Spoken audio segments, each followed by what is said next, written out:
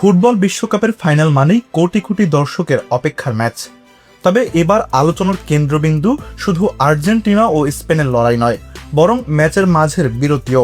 FIFA এবার বিশ্বকাপের ফাইনালে আমেরিকান সুপার বোলের আদলে একটি বড়সড় হাফ টাইম শো আয়োজনের পরিকল্পনা করেছে। আর এ কারণেই নিয়ম অনুযায়ী 15 মিনিটের বিরতির বদলে প্রায় 30 মিনিট বিরতি হতে পারে বলে বিভিন্ন আন্তর্জাতিক সংবাদ মাধ্যম জানিয়েছে।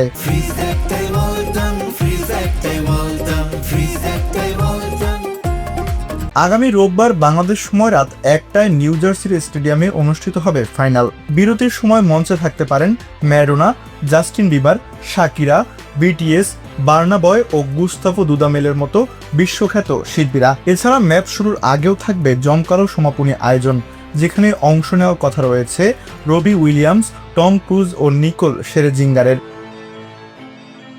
এই আয়োজন নিয়ে ফুটবল প্রেমীদের মধ্যে মতভেদ দেখা দিয়েছে। অনেকের মতে এত দীর্ঘ বিরতি ফুটবলের স্বাভাবিক ছন্দ নষ্ট করবে এবং এটি খেলার প্রচলিত নিয়মের সঙ্গে যায় না। আবার ফিফার দাবি, বিশ্বকাপ ফাইনাল সাধারণ কোনো ম্যাচ নয়, তাই বিশ্বের সবচেয়ে বড় এই ক্রীড়া আসরকে আরও আকর্ষণীয় করে তুলতেই এমন বিশেষ আয়োজন করা হচ্ছে।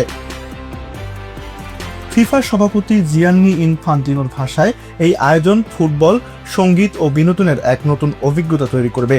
আর যদি সত্যি বিরতি আধা ঘন্টা হয়, তাহলে এবারের বিশ্বকাপ ফাইনাল ফুটবল ইতিহাসের সবচেয়ে দীর্ঘ ফাইনাল হিসেবে নতুন একটি রেকর্ড করতে পারে।